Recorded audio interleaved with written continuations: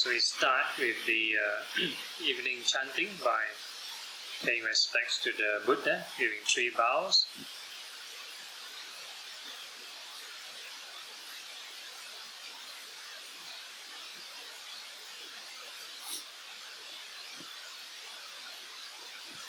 So page 1 of the chanting book.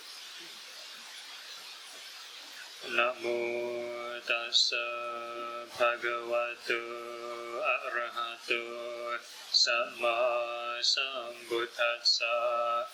Namo tassa bhagavato arahato samma sambuddhassa.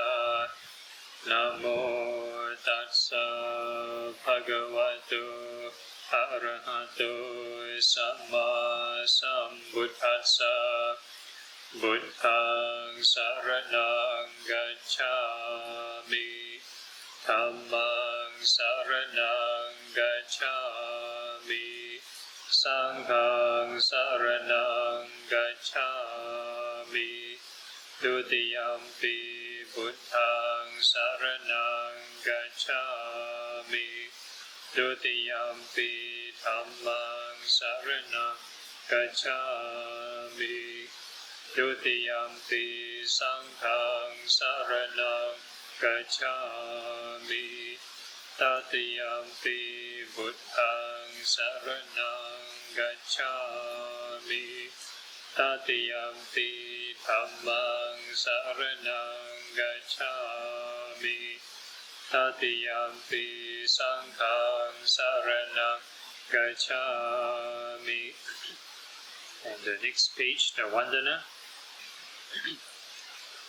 Iti piso bhagava araham samma sambuddho vijajarana sampano sugado no kavidu anutaro purisa dhammasarati sathadeva manusana buddho bhagavati swakato bhagavata dhammo sanditiko akaliko ehipasiko opanaiko pacatam veditabo vinyuhiti supatipano bhagavato sāvaka saṅgho Ujupatipano bhagavato sāvaka saṅgho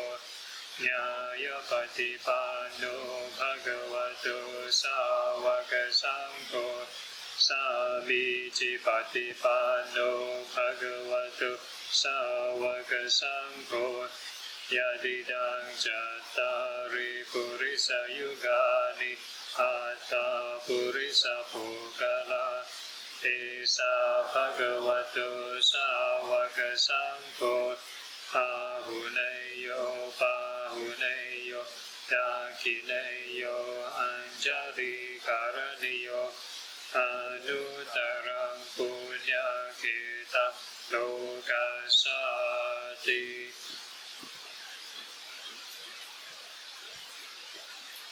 Okay, so we turn to page 15, 1-5.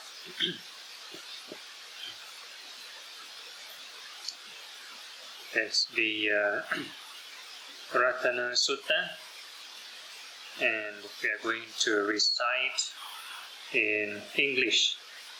And the Jewel's Discourse.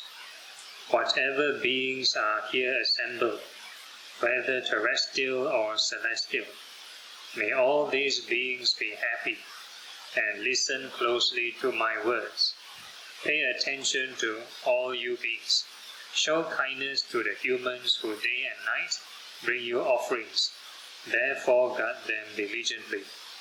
Whatever treasure is here or beyond, or the precious jewel in the heavens, none is equal to the perfect one. In the Buddha is the precious jewel. By this truth may there be well-being. The calm Sakyan sage found cessation, dispassion, the deathless, the sublime. There is nothing equal to that state In the Dhamma is the precious jewel. By this truth, may there be well-being. That purity praised by the Supreme Buddha, called concentration with immediate result. That concentration has no equal. In the Dhamma is this precious jewel. By this truth, may there be well-being. The 8 persons praised by the good. These 4 pairs are the gift-worthy, disciples of the well-born one, gifts to the yield abundant fruit. In the Sangha is this precious jewel. By this truth, may there be well-being. Next page. With firm minds applying themselves to Gautama's teaching, passionless, they reach the goal. Plunged in the deathless, they enjoy supreme peace. In the Sangha is this precious jewel. By the truth, may there be well-being. As a firm post grounded in the earth cannot be shaken by the 4 winds, so is the superior person, I say, who definitely sees the noble truth. In the Sangha is this precious jewel. By the truth, may there be well-being. Those who comprehend the noble truth, taught well by him of deep wisdom, even if they are very negligent, do not take an 8th existence. In the Sangha is this precious jewel. By the truth, may there be well-being. For one who has attained to vision, 3 states are at once abandoned: view of self, doubt and clinging to needless rules and rituals. Freed from the 4 states of misery, he cannot do 6 kinds of evil deeds. In the Sangha is this precious jewel. By the truth, may there be well-being. Though he might do some evil deed by body, speech or mind, he cannot hide it. Such is impossible for one who has seen the path. In the Sangha is this precious jewel. By the truth, may there be well-being.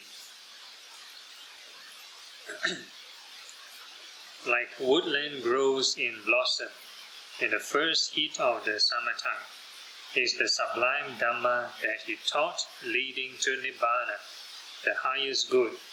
In the Buddha is this precious jewel. By this truth, may there be well-being. He, the Supreme Sublime One, knower, giver and bringer of the sublime, taught the sublime Dhamma. In the Buddha is this precious jewel. By the truth, may there be well-being.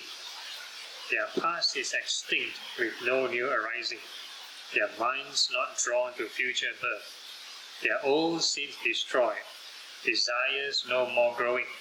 The wise go out just like this lamp. In the Sangha is this precious jewel. By the truth, may there be well-being.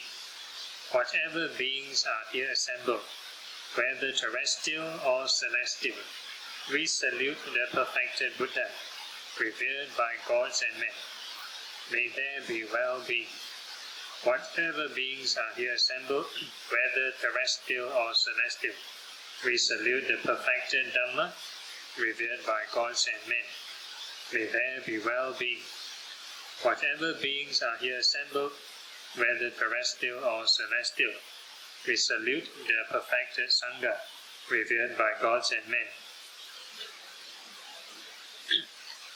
By the power of this truth, may my suffering subside. By the power of this truth, may my fears subside.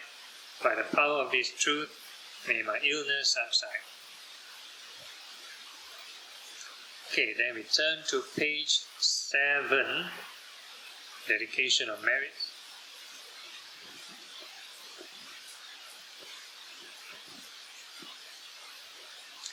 Transference of merits to the Devas. Akasata ca Bhumata Devanaga Mahidika Punyam Tang Anumoditva Chirang Rakantu Loka Sasanam. Akasata ca Bhumata Devanaga Mahidika Punyam Tang Anumoditva Chirang Rakantu Desanam. Akasata cha Bhumata Devanaga Mahidika Punyang Tang Anumoditva Chirang Rakantu Mantaram. Blessing to the world. Devo Vasatu Kalena Sasa Sampati Hetu Cha Tito Bhavatu Loko Cha Raja Bhavatu Dhamiko. Transference of marriage to departed. Idang me nyatinang hotu Sukita hontu nyatayo. Idang me nyatinang hotu Sukita hontu nyatayo. Idang me nyatinang hotu Sukita hontu nyatayo. Aspiration. Himina punya kamena Mame bala samagamo Satang samagamo hotu Yavanibana patiya. Asking for pardon. Kayena vacha chitena Pamadena maya katang Ajayang kamami pante Puripanya tathagata. Kayena vacha chitena Pamadena maya katang Ajayang kamami dhamma Shanditika akarika. Kayena vacha chitena Pamadena maya katang Ajayang kamami sangha Supatipana anutara. Sadhu sadhu.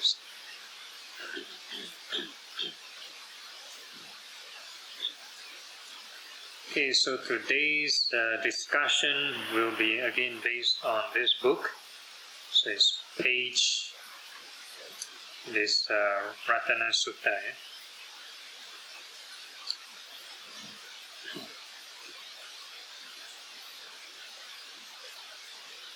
Page 15, 1-5.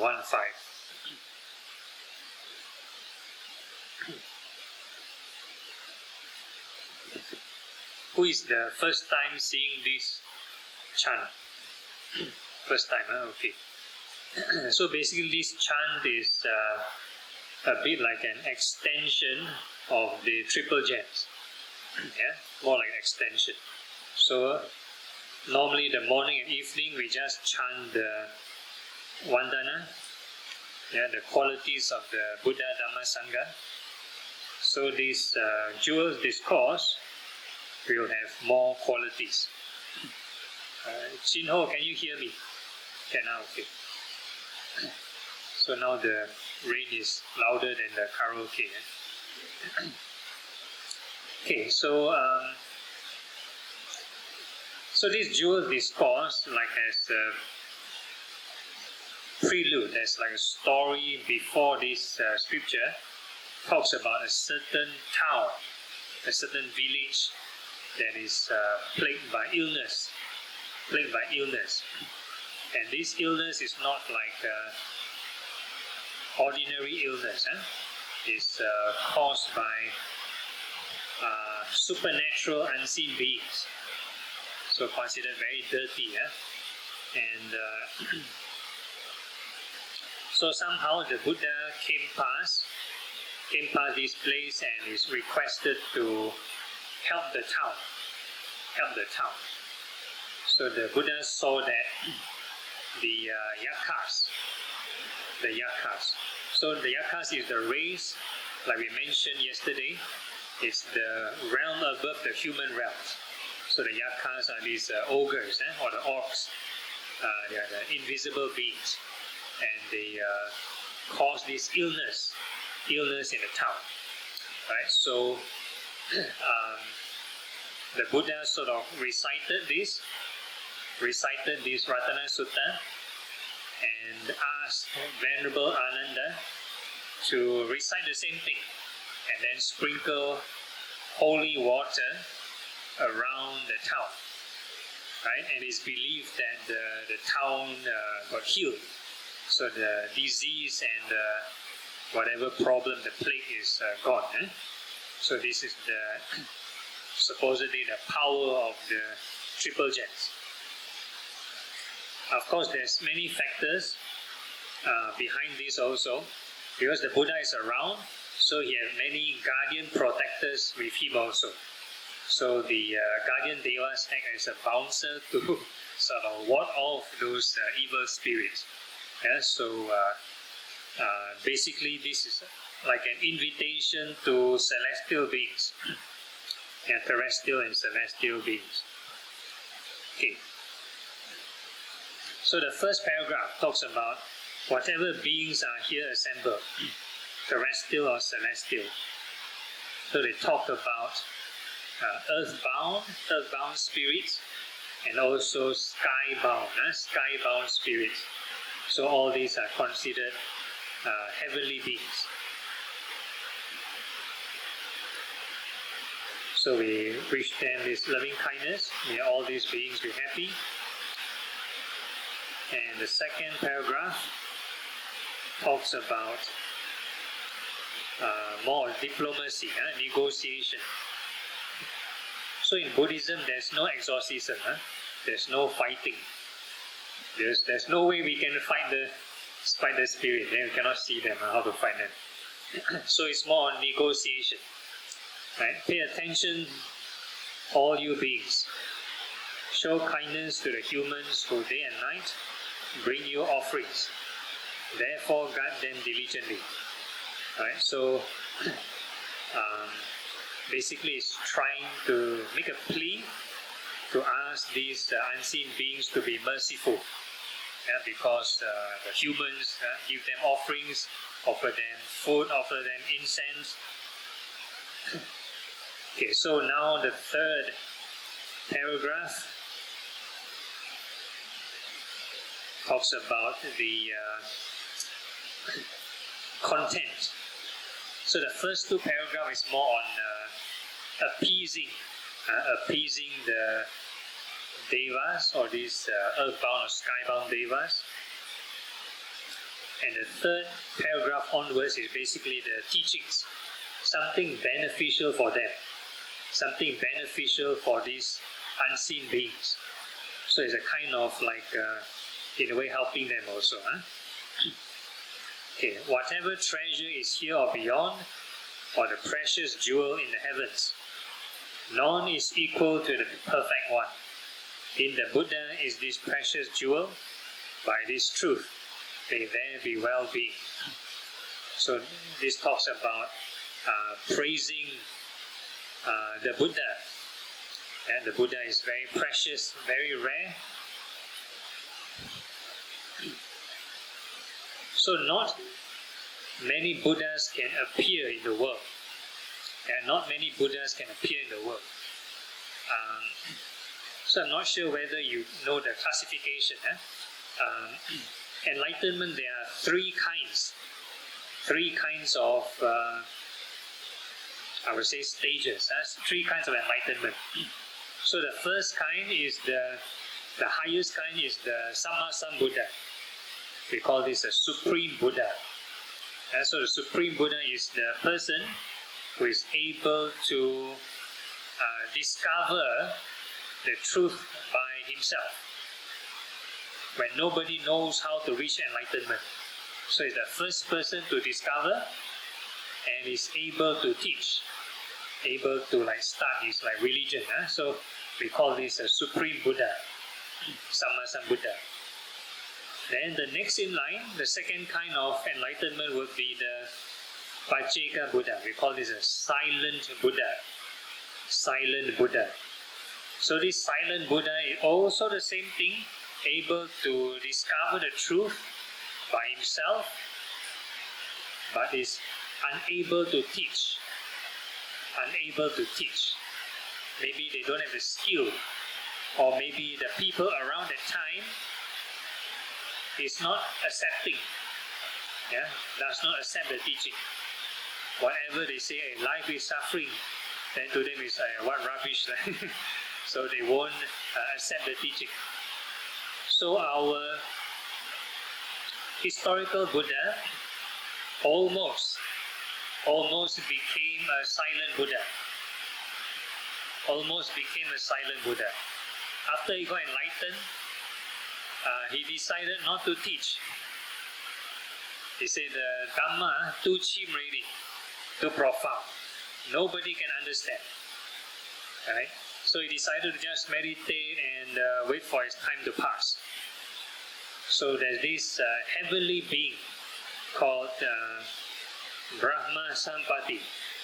So there's a heavenly being, the pure abode. Pure abode. So Brahma Sampati came down and invited the Buddha to teach. So he requested the Buddha, there are people with little dust in their eyes. So there will be people who understand. And he requested three times. So the Buddha thought about it, and eventually the Buddha agreed to teach. So this story might be very similar or metaphorical to the question yesterday about Arahant reaching Buddhahood. So the Buddha initially don't want to teach. So if he never teach, yes, he's an enlightened being, he's an Arahant, but if he never teach, then he's no longer a Buddha. He no longer spread the religion. So what happened is, out of compassion, so this Brahma Sampati is like a symbology of compassion. So I'm not sure, have you seen the Brahma Sampati statue before? People always say it's the four-faced Buddha. Four-faced Buddha. So actually in Buddhism there's no such thing as four-faced Buddha. It's actually Brahma Sampati. So because of his persuasion, then the Buddha decided to teach, and therefore there is this Buddhism. And normally out of gratitude to Brahma Sampati, and some temples will build his statue, the four-faced Brahma. So that is the Buddhist version. So there is also a Hindu version.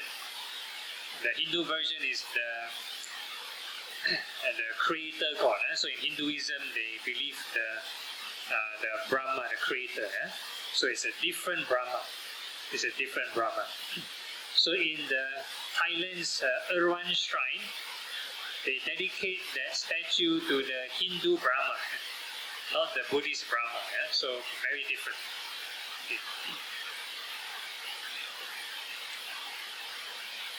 Okay, then the third kind of enlightenment is the Arahant.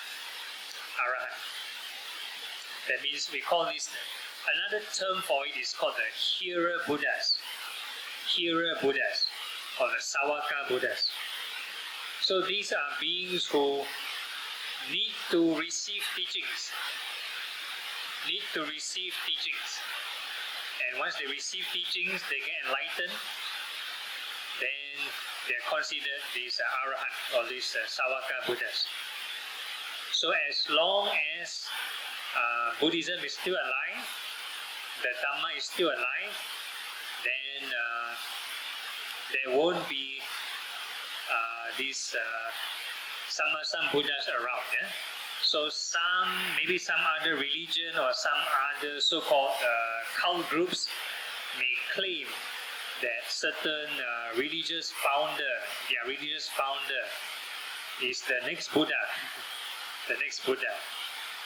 So we don't want to talk about technicalities. Sometimes we don't want to argue with them.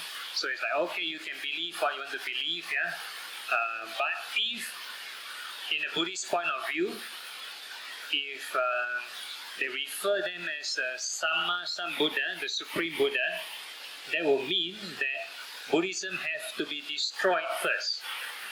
Buddhism has first to be destroyed, disappeared. Then the next Buddha, we have to rediscover the truth.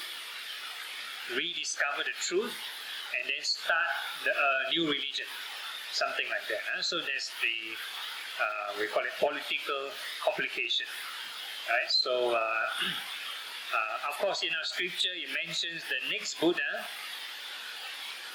the next Buddha will appear many, many years later, when human beings evolve, their lifespan evolve to 84,000 years old or 80,000 years old. Then the next Buddha will appear, called Maitreya Buddha. So Chinese called 弥勒佛. Yeah, 弥勒佛. So now this Maitreya is still a Bodhisattva, 弥勒菩萨, still in this heaven, Tusita heaven. So we believe that a human lifespan will actually evolve and devolve in cycles. So the peak, the highest evolution of humans will be 80,000 years old, and it will go down, will degenerate until 10 years old. 10 years old is like the average human lifespan, or the longest lifespan is 10 years old. Right? So at that lowest point, humans can give birth at the age of 5. Give birth at the age of 5. Yeah. So then they will evolve again back to 80,000. So it's a cycle. So right now we are at the 100-year era. 100-year era, and it's believed to continue to degenerate. Degenerate until the teachings are lost. Teachings are lost. Buddhism is lost. Everything is lost. Then we'll evolve again. Yeah, so this is the so-called Buddhist scripture explanation. Okay, so we call this eon to be the fortunate eon. So this eon there will be 4 Buddhas. 4 Buddhas. So our Sakyamuni Buddha, our historical Buddha, is the 4th Buddha of this human up and down cycle, life cycle eon. So when human was like a maximum of 80,000 years old and degenerating, there are already 3 Buddhas. There are already 3 Buddhas. So the Buddha before Sakyamuni Buddha has a lifespan of a few thousand years. A few thousand years. So it's a prehistoric human. Right? So I don't want to talk about evolution now, maybe later. Okay, so this is how rare is to find a Buddha. So it's not very common.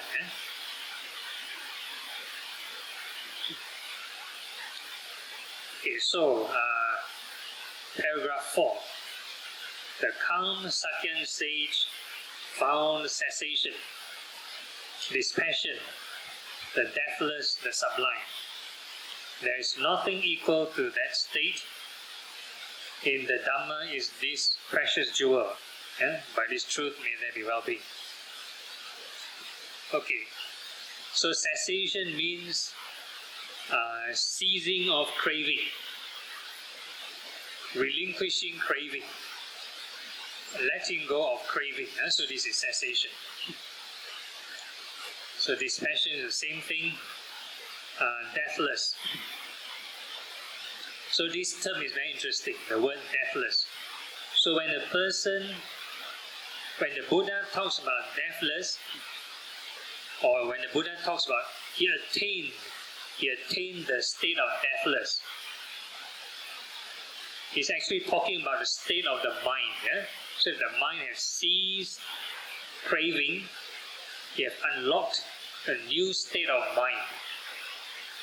Just like when we practice meditation, we continue to detach until the purest form. We break down it's like a scientist, they want to find the smallest particle. So the more we filter, the more we break down, we get eventually you get the deathless state. Something beyond rising and passing, beyond time and space. So this is the deathless state. So physically, the Buddha also have to go through birth, aging, sickness, and passing away. Even after he got enlightened, he also go through aging, and he need to go through physical death. Physical death. But mentally, he's free. Okay, so they talk about deathless, sublime. Okay, so the fifth paragraph, the purity praised by the Supreme Buddha, called concentration without immediate result. That concentration has no equal. So this special kind of concentration is not the jhanas. It's not the jhanas. So this concentration without equal, because in the Buddha's time there were already ascetics practicing jhanas. So the Buddha discovered Nibbana, enlightenment. So enlightenment itself is a unique category of this concentration. It's a unique state of mind.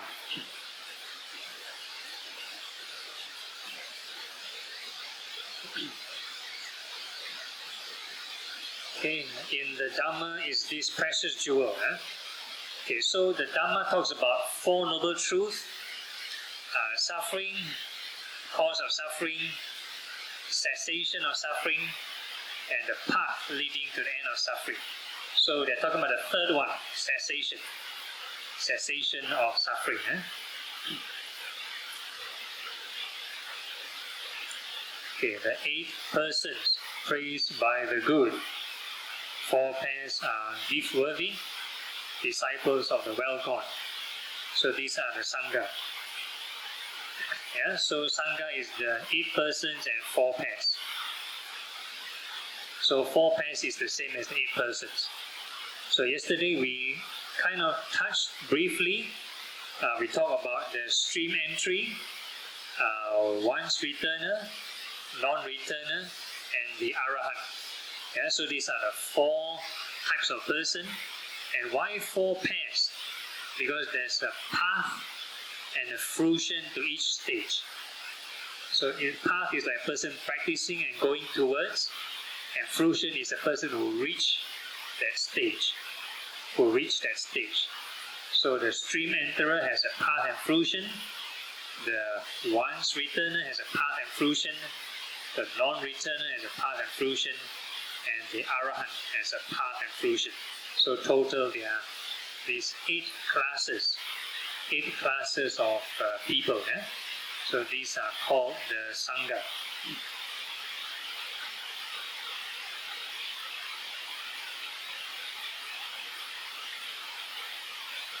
And he mentioned, gives to them yield abundant fruit.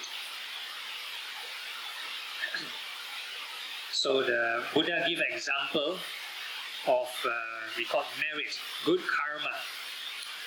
So the Buddha recalled his past life when he was a very rich merchant, very rich businessman.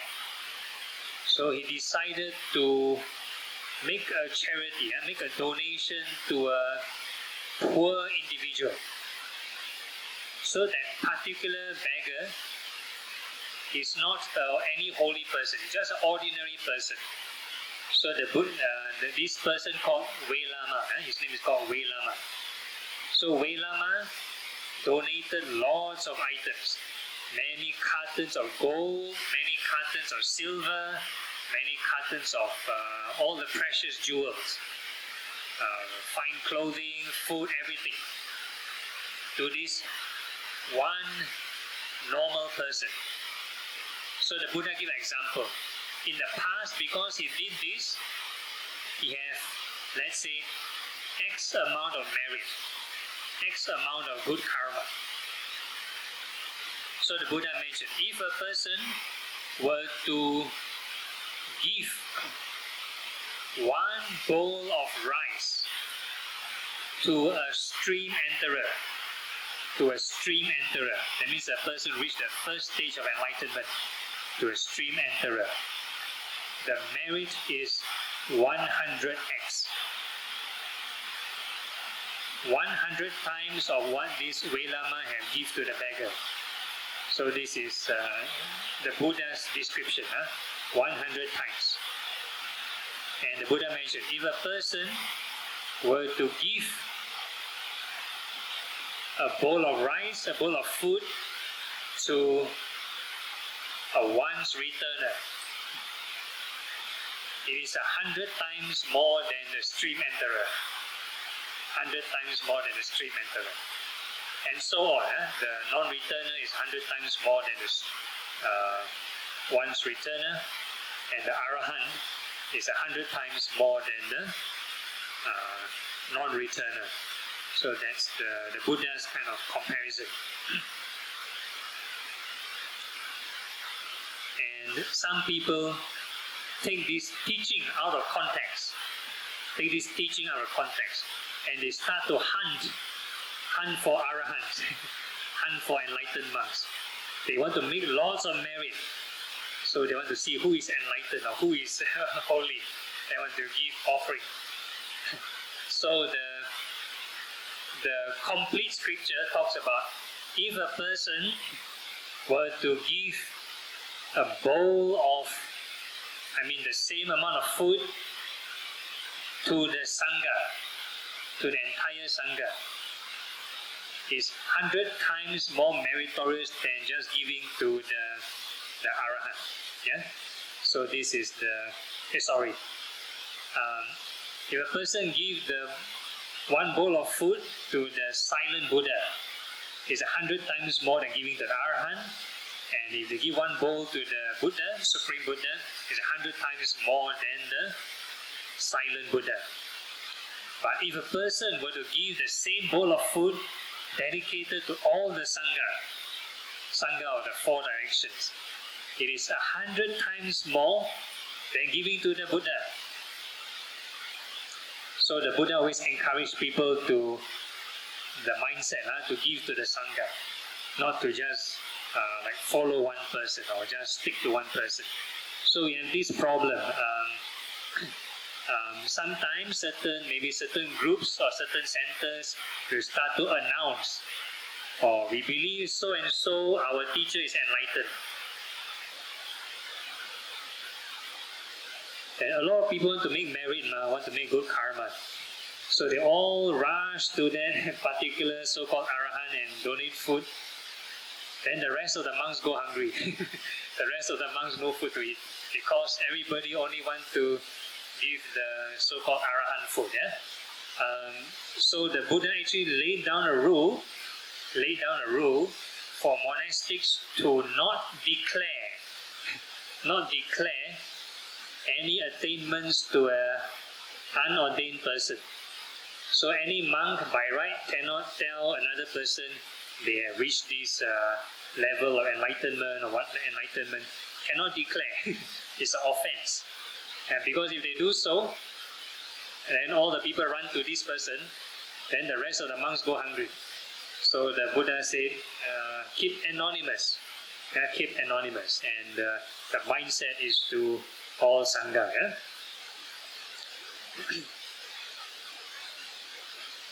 Okay, then we turn to the next page.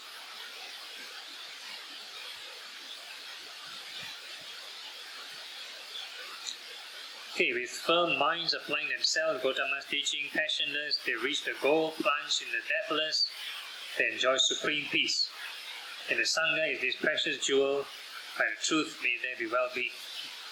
So in this particular case, the Sangha here is very specific to those enlightened individuals, enlightened Sangha members. So there are other Sangha who is maybe not fully enlightened yet, maybe partially enlightened, like the stream enterers, all the way to the non-returners. Okay. As a firm post grounded in the earth, cannot be shaken by the four winds. So is the superior person, I say, who definitely sees the noble truths. In the Sangha is the precious jewel, by the truth may there be well-being. Okay, so yesterday we talked about equanimity. Equanimity. So equanimity means a mind not shaken by the four winds, four pairs of winds. So four pairs of winds are the vicissitudes of life. You have the praise and blame, fame and defame, gain and loss, pleasure and pain. So the mind is always affected by these things, always being affected, being upset. So if a person has equanimity, then they won't be easily shaken. Right? So this equanimity here talks about beyond unworldly kind of equanimity. So it's not the jhanas kind of equanimity, because they're talking about the person, the Sangha who sees the noble truths. So it is wisdom related. So minimally, we talk about, I think yesterday we talked about the 7 factors of enlightenment.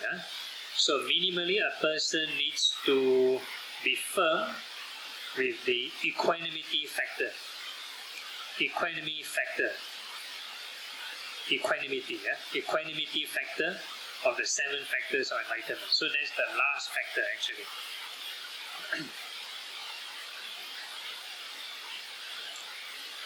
Okay, so those who comprehend the noble truths taught well by him of deep wisdom.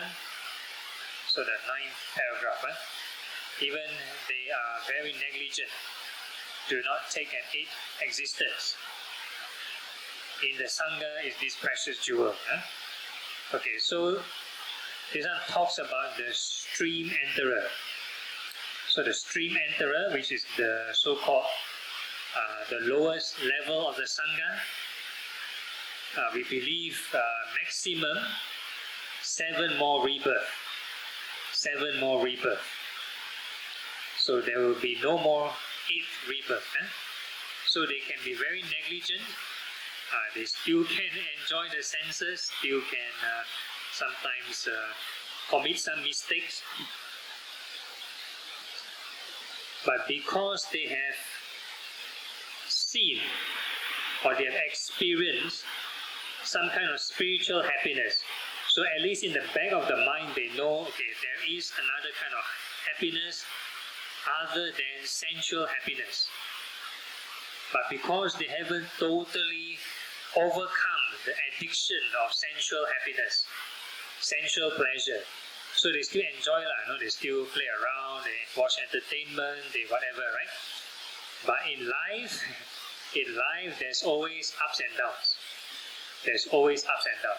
So when things go south, maybe like COVID, lockdown for example, they cannot have the entertainment, at least they won't commit suicide.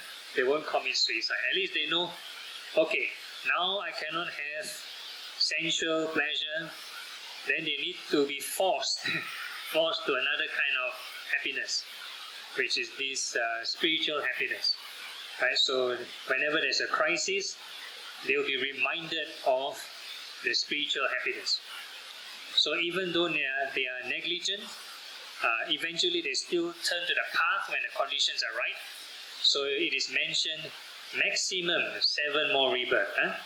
So if they are more hardworking, doesn't have to be 7, it can be 5 rebirths, 3 rebirths, 2 rebirths. Okay. For one who has attained to vision, 3 states are at once abandoned: view of self, doubt, and clinging to needless rules and rituals. Free from the 4 states of misery. He cannot do 6 kinds of evil deeds. In the Sangha is this precious jewel, by the truth, may there be well-being.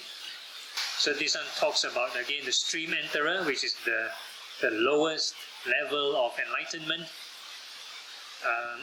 So a person who becomes a stream enterer will have to overcome 3 things.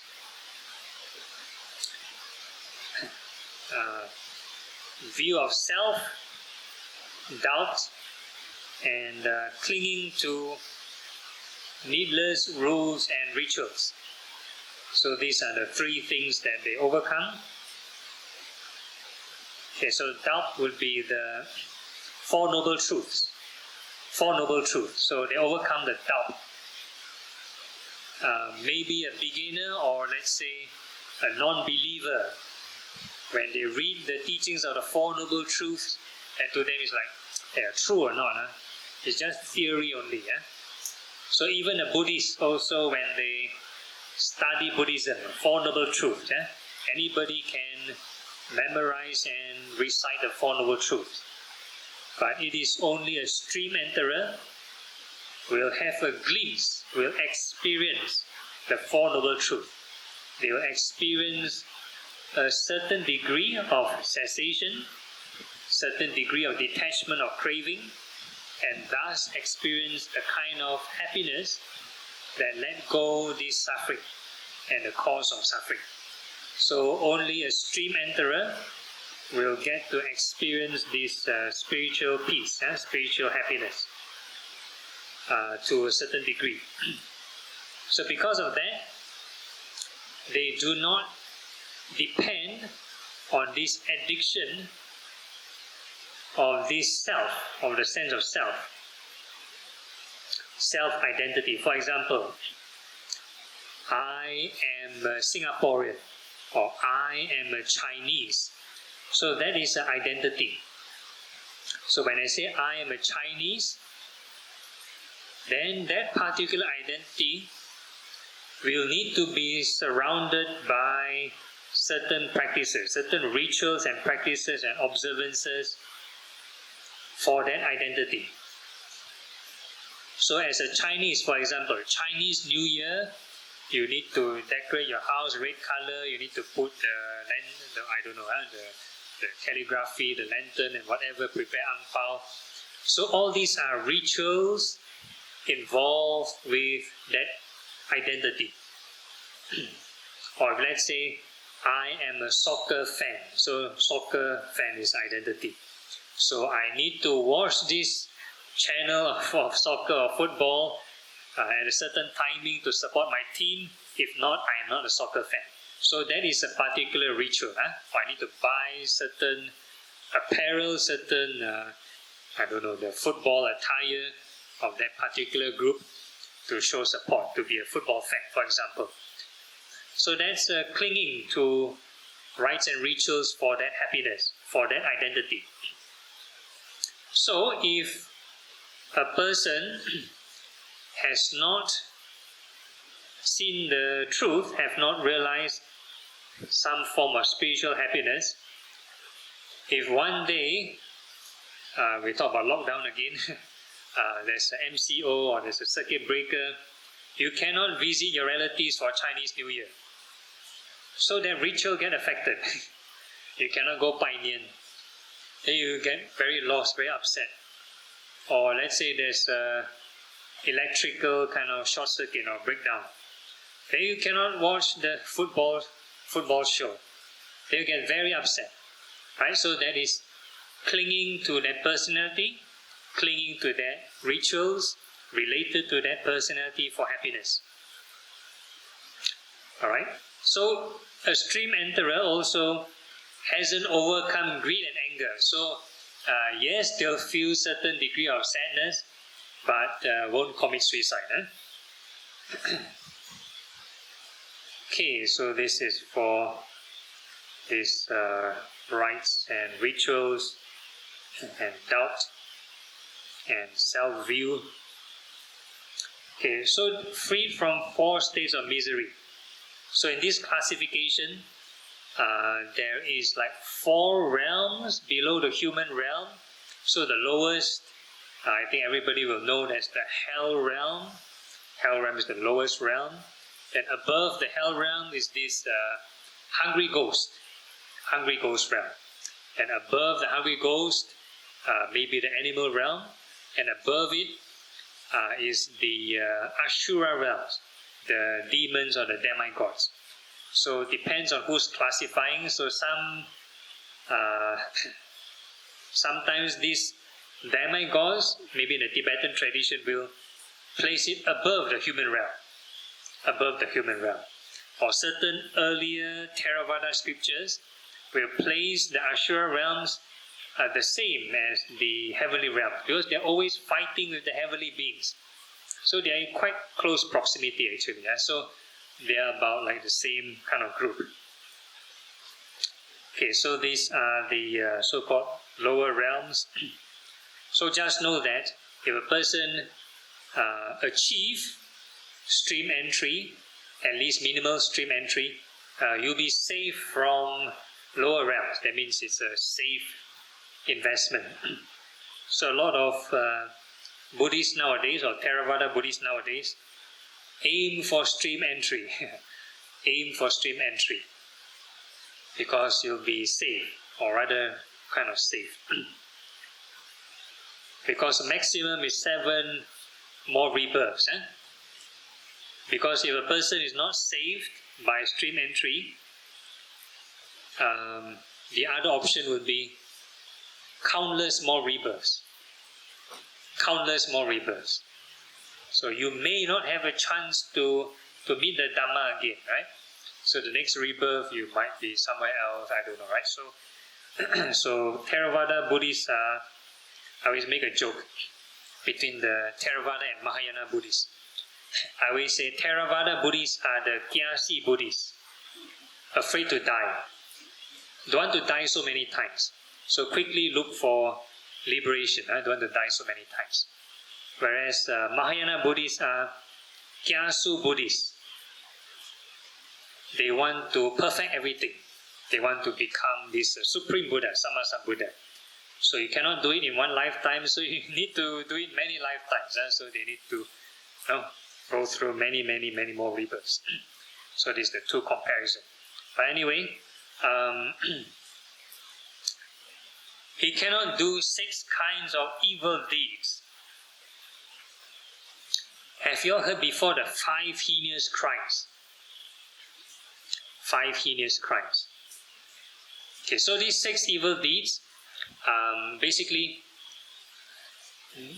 these heinous deeds are basically, if you commit them, it's like confirm go to hell one. It's confirm go to hell one. Okay, so the first one, killing mother, killing father. Number 3, killing an arahant. Number 4, injuring a Buddha. Number 5, causing a schism in the Sangha. Then number 6, very persistent, pernicious wrong view. So this is the 6 kinds of evil deeds. If a person commit, it's like it confirm go to hell. So if a person is a saint, at least a Buddhist saint, they won't commit these 6 kinds of evil deeds. So matricide, patricide, killing mother, father, these are very straightforward. I don't have to explain. Killing of arahant. This one we won't know who is an arahant because nobody declared. So the whole idea is if we observe our precepts well, we don't kill, then very safe. Don't have to worry for the first 3. And and the next one is wounding a Buddha. So you know the Buddha is not around, so don't have to worry about that. And generally, if we do not hurt or wound anybody, also very safe. Don't have to worry about this heinous crime. And the 5th one, this creating a schism in the Sangha. That means splitting the Sangha. So for a lay person, don't have to worry. Because it only takes a monastic to break a monastic. Break a monastic order. So for a lay person, don't have to worry.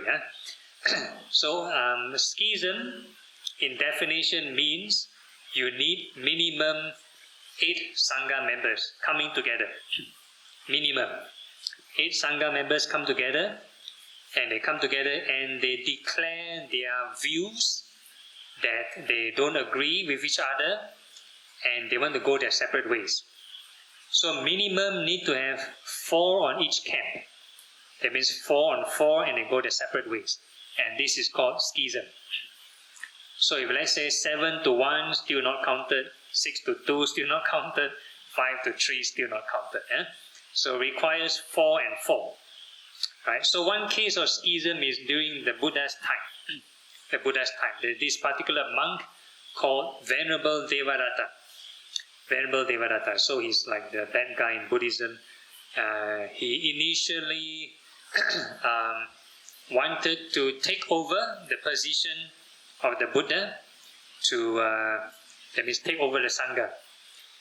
So he made some like proposition, 5 kind of requests, very like demanding kind of requests, very demanding lifestyle. That means like stay in the forest, do not even go out to the city for invitation, for meal invitation, that kind of extreme kind of request.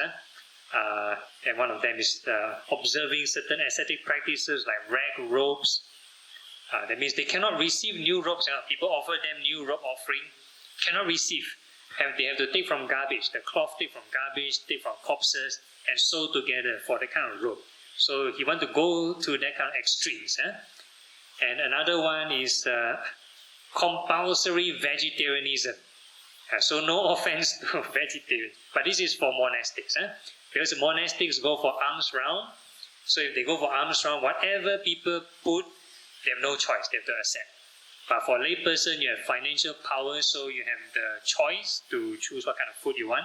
So in this particular case, Devadatta is recommending to the Buddha that he wants the Sangha to be total vegetarian. Total vegetarian. So the Buddha also refused. So there are like 2 more kind of criteria. So the Buddha refused his request, and Venerable Devadatta came out to the rest of the monks. So at that time there were 1,000 monks. And this Devadatta told the monks that, hey, you see the Buddha slackened off already. He doesn't want to accept my proposal to be stricter. So because of this, this Venerable Devadatta said, whoever want to follow me and my strict rules, come and follow me. Right? So he managed to convince 500 out of the 1,000 monks to follow him. So that was the first schism in Buddhist history. First schism. So of course the Buddha managed to send his chief disciples, Venerable Satipatthana and Venerable Moggallana, to talk to those breakaway monks, and majority of them came back to the Buddha. There are still a few that followed this Devadatta. So that's the first schism. All right. So all right. So the 6th kind of evil deed is pernicious wrong view. Is a like very stubborn wrong view, cannot change, and it's an evil kind of wrong view. For example, maybe bombing and killing people will bring you to heaven, for example. So if you totally believe in that, and no matter how people try to persuade you, you cannot change, this is maybe one example of evil wrong view. Okay. Okay, so he cannot do these kind of 6 evil deeds. So 11, though he might do some evil deed by body, speech or mind, he cannot hide it. Such is impossible for one who has seen the path. In the Sangha is the precious jewel, but the truth may very well be. Okay, so only a non-returner. That means the 3rd stage of enlightenment will overcome greed and anger. They have no more greed and anger, right? So anything below, like once returner and a stream entry, they still have some form of greed and anger. So sometimes they might say certain thing or act certain thing with certain greed and anger. So they might commit certain mistakes. And usually for monastics, we will confess amongst the monastics. So every new and full moon days, that means about every 2 weeks, every new and full moon days, the monks will gather to recite these monastic rules. So before they gather, they'll seek another monastic to kind of declare their own confess their offenses. Confess their offenses. Yeah, that's the term. Okay, so that's the 11th point. And the next point is page 19, point number 12.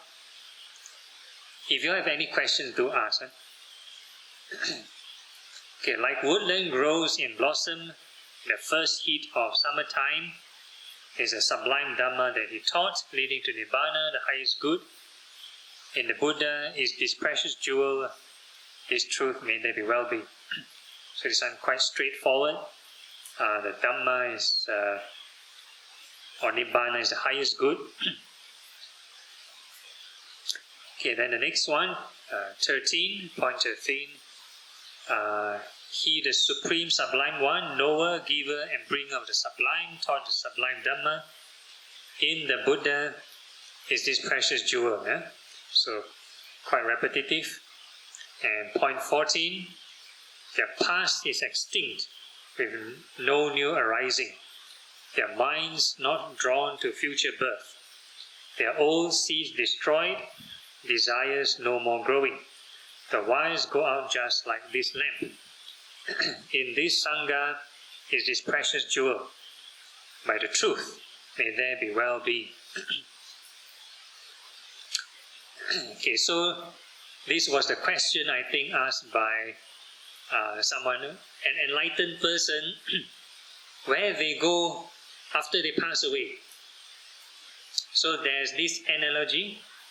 The Buddha gave many metaphors and analogies. So one of them is the example of a fire. Candle fire. Candle fire. So the Buddha is like talking about the flame. If there's a wind blowing from the north, and let's say the flame extinguished, can you say the flame go to the south? Extinguish means extinguished.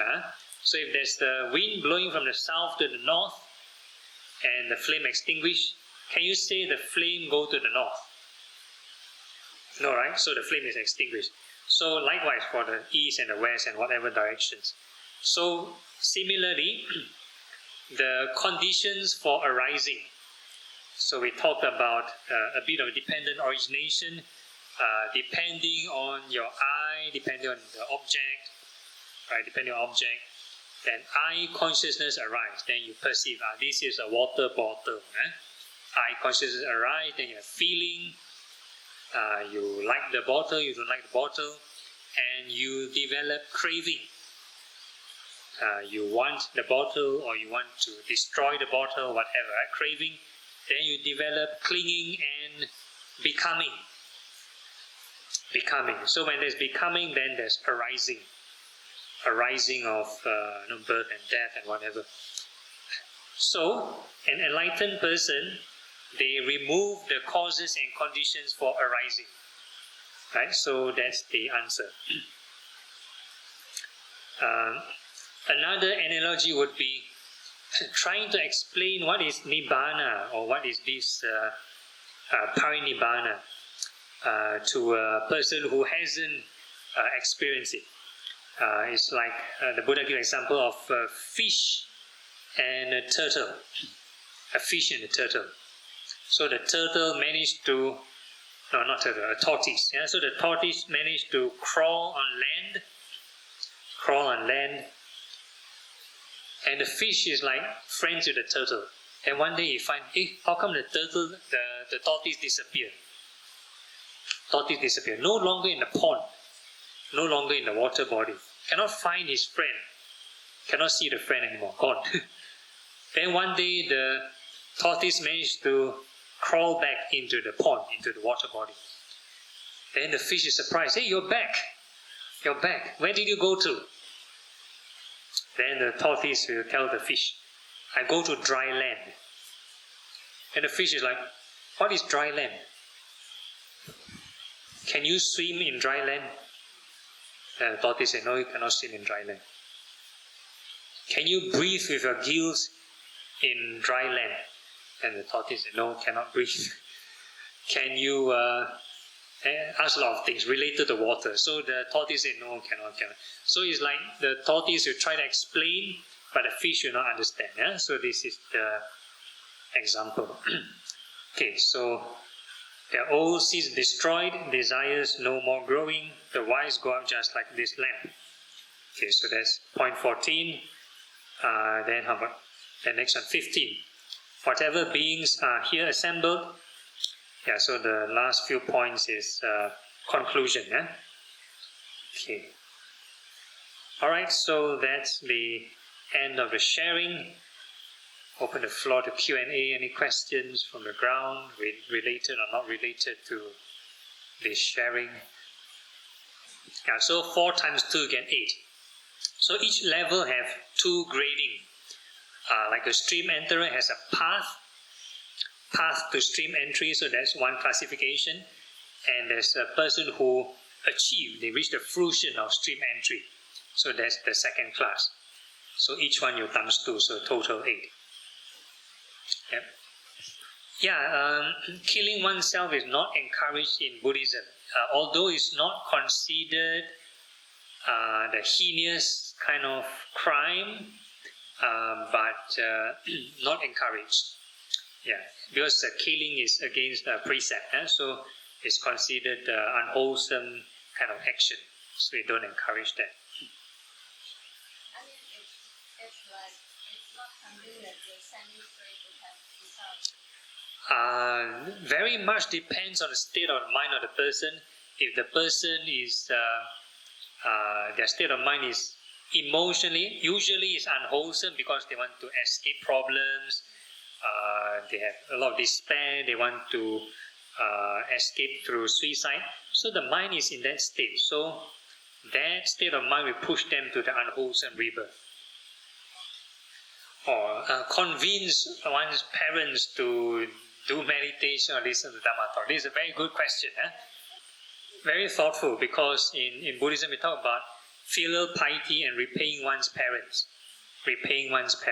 So the Buddha mentioned about if a person, if a child were to offer all the material things to the parents, even offer the world, the most luxurious thing, the most precious jewel to the parents, still not consider repaying one's parents, because you only satisfy their material needs, because there's still other needs, there's emotional, spiritual needs.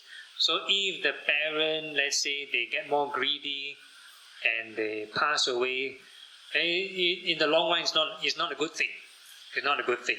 So ultimately, to repay one's parents, if you are able to transform your parents from, let's say, a person without conviction, that means the parents without faith in Buddhism or any spiritual teaching, if they do not have faith, and you transform them and they have interest in spirituality, in growth, in the Dhamma, in doing something good.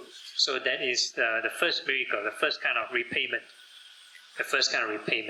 And another kind of repayment, if you transform them, if they become from a stingy person to a generous person. So that is another way of repaying one's parents. Yeah? And the third one, if the parents is, let's say, unvirtuous, they like to tell lies, they like to kill, and if you're able to transform them to a virtuous person, then that's another way of repaying one's parents. And the fourth one is got to do with wisdom. If they are not interested in the meaning of life, the Dhamma, and you make them interested, and they develop wisdom, then that's the fourth kind of repaying one's parents. Yeah, so don't have to rush. We work on ourselves first. Takes time.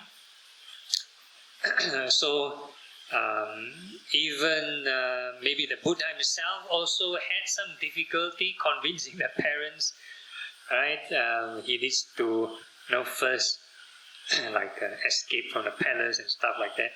And of course, eventually once he became more popular, when he goes for the alms, he sort of beg for the food. The father, the king, Suddhodana, is like surprised. Why you begging? So he needs to convince the parents quite a lot. And in some accounts, maybe some commentary accounts, talks about even when the Buddha came back to the hometown, the people were like ignoring him. It's like, yeah, he's just our relative only, our family member, nothing special, right? So he has to display the twin miracle. He has to fly in the sky, and shoot out flames and water and whatever not. Display some miracle, then people are like, wow, he's achieved something. He's need to perform some feat to convince his own relative, his own kin to show some interest. So as our own family member, a bit hard to convince. So it's very normal. So the whole main thing is to work on ourselves. Once the family members able to see we have some improvement, some changes, and if they are inspired or they aspire to learn something, to have certain qualities that you have, then they'll naturally ask you. So when they ask you, then that's the right time to share whatever you want to share. Okay, no problem. So my own personal story is, even right now, my mom is considered a free thinker. My mom is considered a free thinker. My dad is already a Buddhist before I was a monk. So my mom is still a free thinker. So for a monk to become a monk, you need parental approval. Both parents to approve. So I had this dilemma. My dad is okay because he's a Buddhist, but my mom is like, take many years to persuade my mother. So it took me from even my I don't count my primary school days. Primary school days don't count. So I count after I took refuge after my O-levels. Then I sort of joined the Buddhist society. Then I kind of once in a while bring up to my mother, persuade her. Then she's like, no, I'm not quite reluctant, don't become monk. So once in a while, every time persuade her for many years.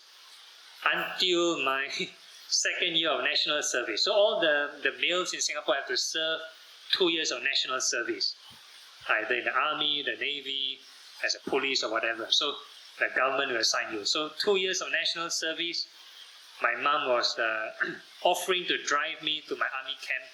So because after 2 years, you need to decide on your career option. Either you work or you further studies, right? So I decided to become a monk. So the second year, then my mom started to ask me, I told my mom that I want to become a monk. Can you let me become a monk? Then somehow she agreed. After many years of saying no, then she agreed. Then I asked her, why you agree? And she told me because she went to this Taoist temple, then she looked for this fortune teller and asked this fortune teller about my fate. Then she said the fortune teller told her, you should let your son become a monk. Then she agreed. She agreed with this total stranger. But then when I persuaded her for so many years, she don't agree. Then so I'm kind of both happy and a bit disappointed, but okay, still a good thing. She kind of approved. So the changes that I see is that after I become a monk, the first few years that she kind of visit me weekly in my temple is trying to disrobe me. Hey, can you come back and can you work and get married, be a normal person? Always bring up my cousin. Hey, this cousin get married already, do you want to get married also? Something like that. So she'll bring up this kind of thing. So for a few years. Then afterwards, the more she come and visit, eventually she gave up. So she won't bring up this matter anymore. So she kind of accepted, and she kind of start to think of the meaning of life and why my son become a monk. And she became maybe more open-minded. So some improvement. So whenever she visit me, she will also bring food offering to the monks to eat also. So now she practice some form of dana. Yeah. So some changes. So at least some results. So it's not an overnight thing. It might take some years. Yeah. So this is my personal story. How young am I? This year, 38 years old. So I became a monk 2008. I have 16 vasas, so about 15 plus years. Yeah.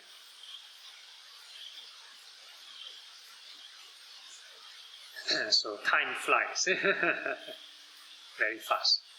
So we have this joke within our monks' coffee table joke, that whenever the Buddhist devotee go to Buddhist temple and they hear of people ordaining, they will sadhu, sadhu, and they will rejoice. Yeah, they say, Gong de wu liang, lots of merit. But if the questions are turned against them, say, do you want to become a monk, or do you want your child to become a monk? Then they say no. Right, they won't allow, right? So that's the irony. That's the irony. Okay, if no, then we conclude. Yeah, okay, pay respect to the Buddha. Okay, so bow 3 times.